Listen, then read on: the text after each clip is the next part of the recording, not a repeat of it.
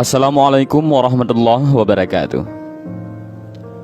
As-Sa'labi menghikayatkan, pada masa Bani Israel ada seorang laki-laki bernama Isya. Dia adalah seorang ulama Bani Israel. Setiap saat dia sering membolak-balikkan lembaran kitab-kitab kuno Samawi untuk ditelaahnya. Sampai suatu ketika, di lembaran-lembaran itu dia menemukan tulisan tentang sifat-sifatnya Nabi Muhammad SAW. Dia dengan sigap mencatat semua sifat-sifat tersebut yang tercecar di beberapa lembaran. Kemudian dia mengumpulkan menjadi satu halaman. Dan pada akhirnya ia sembunyikan lembaran itu yang di dalamnya terdapat sifat-sifat Nabi Muhammad SAW ke dalam sebuah peti. Selanjutnya, peti itu dikunci mati. Tidak ada seorang pun yang mengetahui di mana kunci peti itu disembunyikan, bahkan dia sendiri. Isya ini mempunyai seorang anak kecil yang bernama Balukia. Menjelang akhir ajalnya, Isya berwasiat pada anaknya Balukia agar meneruskan tugasnya, yaitu menjadi hakim di kalangan Bani Israel. Setelah beberapa waktu lamanya, Balukia menjadi hakim menggantikan ayahnya. Suatu saat dia melihat sebuah peti terkunci di rumahnya. Peti itu membuat Balukia menjadi penasaran. Dia menanyakan isi peti itu kepada ibunya. Ibunya malah menjawab, "Aku tidak tahu apa yang ada di dalam peti itu. Bahkan kunci-kuncinya pun aku belum pernah mengetahuinya." Balukia semakin penasaran ingin mengetahui isi peti tersebut. Akhirnya, dengan keras ia mengador kunci-kunci yang menutup rapat peti itu. Setelah dibukakannya, ternyata di dalamnya terdapat sebuah lembaran. Lembaran itu berisi sifat-sifat Nabi Muhammad SAW. Dan lembaran itu dikatakan bahwa Muhammad adalah penutup para nabi dan rasul. Surga diharamkan kepada para nabi sebelum terlebih dahulu Muhammad dan umatnya masuk ke dalamnya. Seusai membaca lembaran itu, Balukia keluar rumah menemui kaum Bani Israel untuk menyampaikan apa yang tertera di dalam lembaran Alkitab yang dibawanya. Ketika kaum Bani Israel dengan seksama menyimak penuturan Balukia, "Beraninya ayahmu menyembunyikan yang diketahuinya sehingga dia tidak menyampaikannya kepada kami?" Mereka marah.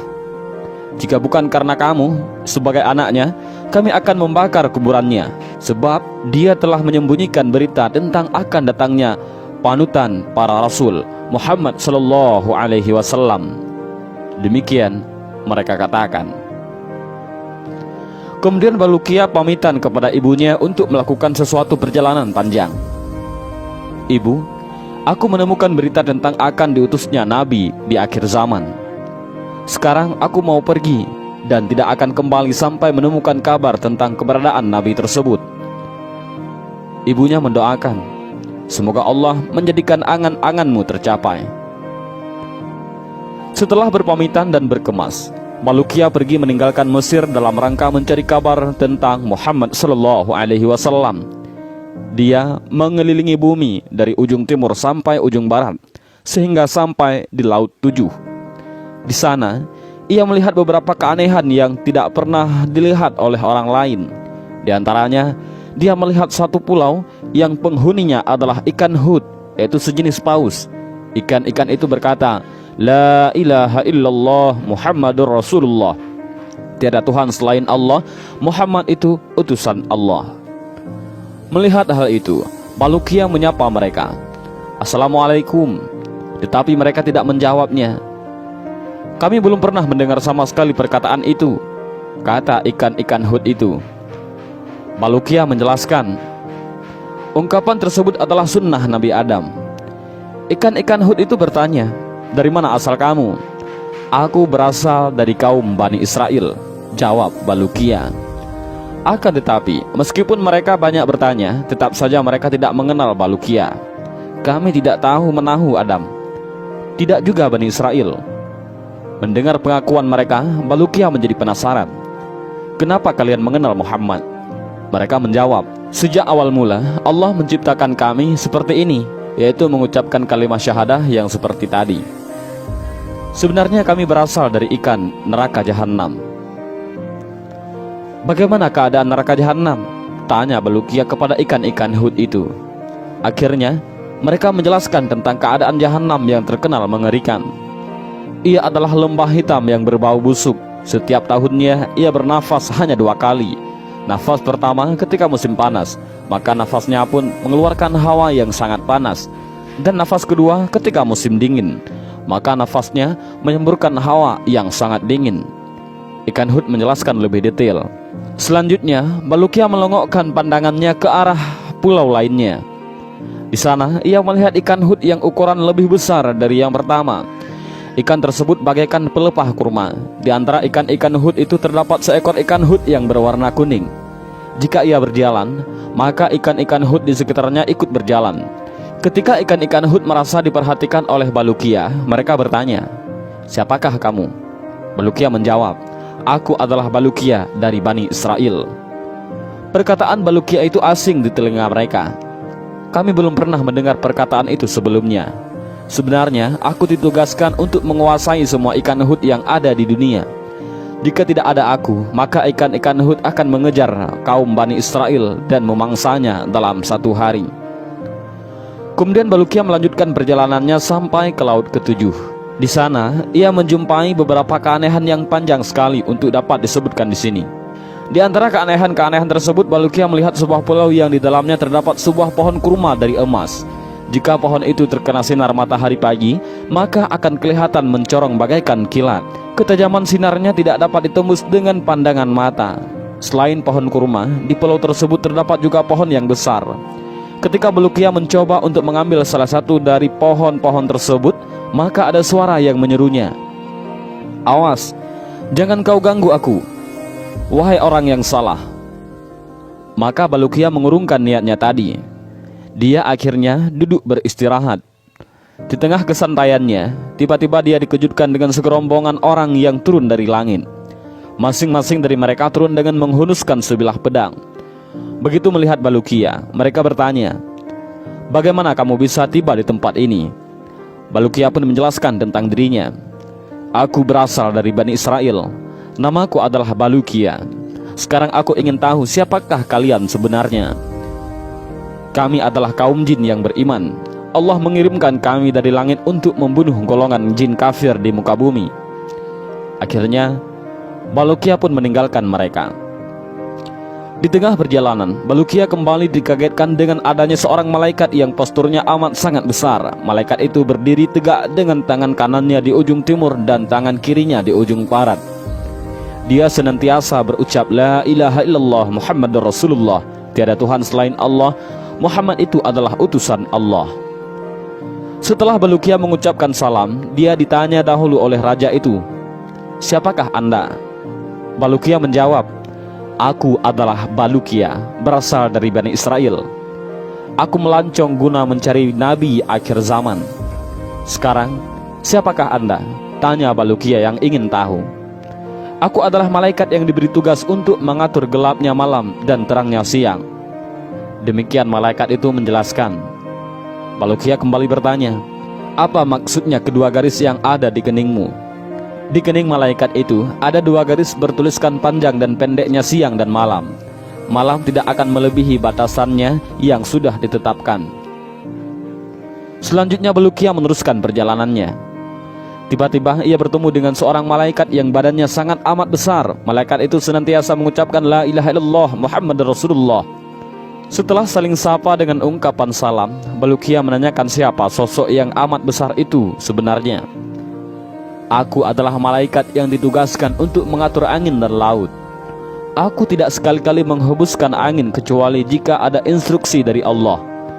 Angin aku kendalikan dengan tangan kananku, sedangkan laut aku kendalikan dengan tangan kiriku. Jika tidak dengan demikian, maka orang-orang yang ada di bumi akan semena-mena memanfaatkannya." Demikian malaikat demi malaikat dilalui Balukia.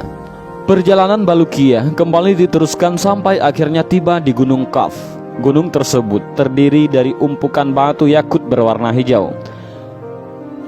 Besarnya gunung itu dapat menutupi dunia dan segala isinya. Di antara keistimewaan gunung itu, ia dapat melihat langit dunia yang berwarna biru. Allah telah menugaskan seorang malaikat untuk menempati gunung itu. Apabila Allah hendak mengempaskan bahagian salah satu bumi, Dia memerintahkan malaikat di atas untuk menggerakkan akar-akar yang ada di tempat gempa itu. Kemudian dihubungkan kepada gunung Kaf, maka terjadilah gempa. Apabila Allah menghancurkan suatu kota, maka Allah menginstruksikan kepada malaikat tersebut untuk memutuskan akar-akar ataupun fondasi kota itu dari bumi. Dengan dicabutnya paku bumi dari salah satu kota, maka kota itu akan roboh. Selanjutnya Bulukia bertanya, apa saja yang ada di belakang gunung Kaf ini? Malaikat itu menjawab, ada 40.000 kota. Semuanya bukan termasuk kota-kota yang ada di dunia, karena kota-kota ini terbuat dari emas dan perak. Siang dan malam tidak dapat menembusnya. Sedangkan penduduknya terdiri dari para malaikat. Mereka semua bertasbih kepada Allah, tidak berbuat durhaka kepadanya. Kemudian Bulukia menanyakan apa saja yang ada di belakang kota-kota tersebut. Malaikat itu kembali menjawab, di belakangnya ada 70.000 hijab ataupun satir. Setiap hijab besarnya seluas dunia. Adapun di belakang hijab-hijab itu tidak ada yang mengetahuinya kecuali Allah. Demikianlah malaikat penjaga gunung Kaf yang menjelaskan apa yang diketahuinya kepada Bulukia. Bulukia meneruskan perjalanannya dengan menelusuri gunung Kaf sampai ujung. Di sana ia melihat para malaikat yang kesemuanya itu berbentuk kijang. Bulukia mengucapkan salam kepada mereka. Setelah mereka membalas salamnya, Bulukia bertanya, siapakah kalian? Mereka menjawab, kami adalah para malaikat Allah. Kami selalu menyembah kepada Allah Subhanahu wa Ta'ala di sini sejak pertama kali kami diciptakan. Kemudian Bulukia menanyakan gunung yang amat besar yang ada di hadapan mereka dengan mengeluarkan cahaya laksana matahari. Para malaikat itu menjawab, itu adalah gunung dunia yang terdiri dari tumpukan emas. Semua barang tambang yang berada di perut bumi berasal dari gunung itu. Setelah itu, Bulukia pergi meninggalkan mereka. Perjalanan Bulukia sampai di sebuah lautan yang sangat luas. Di sana ia melihat 2 ikan hut yang amat besar. Bulukia menyapa mereka dengan mengucapkan salam. Setelah menjawab salamnya, kedua ikan itu bertanya, siapakah kamu wahai makhluk Allah? Bulukia menjawab, aku adalah Bulukia, berasal dari Bani Israel. Kedatanganku kemari dalam rangka mencari Muhammad, penutup para nabi. Dan tak terasa perjalanannya sebegitu jauh. Dia merasakan perutnya lapar. Apakah kalian mempunyai makanan? Ujar Bulukia meminta belas kasihan dari ikan hut. Mereka pun mengeluarkan sepotong roti yang berasal dari pemberian Allah. Bulukia langsung menyantap roti itu dengan lahap. Setelah itu, dia tak lagi merasakan lapar lagi di perutnya. Usai menelusuri pulau tersebut, Bulukia melihat seekor burung besar terbang dengan bentuk yang sangat indah. Tingkah burung itu membuat ia heran melihatnya. Ia bertengger di sebuah dahan pohon. Di bawahnya terdapat hidangan makanan dengan ikan panggang sebagai pelengkapnya. Bulukia mendekati burung tersebut. Seperti biasa, usai mengucapkan salam dia bertanya, siapakah Anda? Burung itu menjawab, aku adalah salah satu malaikat dari surga. Allah mengutusku untuk membawa hidangan ini kepada Adam dan Hawa, yaitu pada saat keduanya bertemu di gunung Arafah. Setelah mereka berdua menyantapnya, Allah menyuruhku untuk menunggu hidangan tersebut sampai hari kiamat tiba. Allah juga menyuruhku untuk memberikan makanan bagi setiap orang yang datang kemari. Maka Bulukia menyantap makanan yang ada di depannya. Meskipun dia memakannya dengan sangat lahap, hidangan itu tidak berkurang sedikit pun, utuh seperti semula. Akhirnya ia menanyakan hal itu kepada burung yang tiada lain adalah malaikat. Kemudian burung itu menjawab, makanan yang ada di dunia itu akan berkurang jika dimakan dan berubah jika terlalu lama. Sedangkan makanan dari surga tidak seperti itu. Apakah ada orang lain yang pernah memakan hidangan ini? Tanya Bulukia kembali. Burung itu menjawab, membenarkannya. Orang biasa makan di sini adalah Khidir Abul Abbas. Dia terkadang mampir ke sini untuk makan. Setelah itu dia pergi lagi. Ujar burung itu menutup pembicaraan. Ketika nama Khidir disebutkan, Bulukia langsung terperanjat. Dia ingin sekali bertemu dan berguru kepadanya. Suatu hari, pada saat Bulukia sedang duduk santai, tiba-tiba dikejutkan dengan adanya Khidir alaihissalam. Bulukia melihat Khidir berada di hadapannya dengan pakaian yang serba putih. Dia berdiri hormat dan mengucapkan salam kepadanya. Khidir pun menjawab salam tersebut. Kemudian Bulukia menjelaskan maksud perjalanannya. Wahai Abul Abbas, ataupun Khidir, aku pergi dari rumah demi mencari seorang nabi akhir zaman, sehingga pencarianku sampai ke tempat ini dan bertemu denganmu. Karenanya, sudilah kiranya Anda memberitahukan kepadaku di mana nabi itu berada." Khidir alaihissalam menjawab, "Sesungguhnya nabi akhir zaman tidak akan lahir pada masa sekarang ini. Kamu tidak mungkin dapat bertemu dengannya. Wahai Balukia, tahukah kamu berapa jauh jarak perjalananmu dari rumah ibumu?" "Aku tidak tahu," kata Balukia terus terang. Khidir kembali meneruskan, "Kamu sudah meninggalkan ibumu sejauh perjalanan yang ditempuh selama 50 tahun. Apakah kamu mau aku mengembalikanmu ke rumah ibumu?" Balukia mengiyakan. "Jika demikian, pejamkan matamu," pinta Khidir alaihissalam. Ketika Balukia memejamkan kedua matanya, tiba-tiba tidak berasa dia sudah berada di samping ibunya.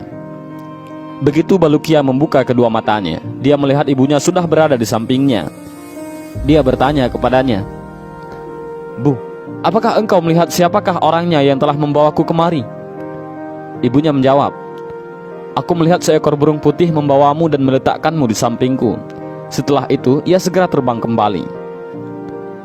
Usai meluapkan rasa rindunya, Balukia menceritakan kisah petualangannya kepada ibunya. Kemudian ia keluar untuk menemui kaumnya.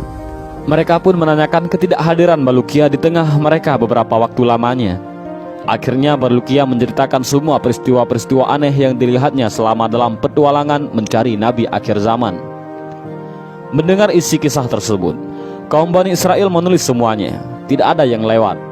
Kegiatan menulis kisah dari petualangan Balukia ini tidak dapat diselesaikan selama kurun waktu 40 tahun. Dan konon, Balukia dikaruniakan umur untuk hidup di dunia selama 1000 tahun. Dan inilah kisah tentang Balukia, pencari nabi akhir zaman.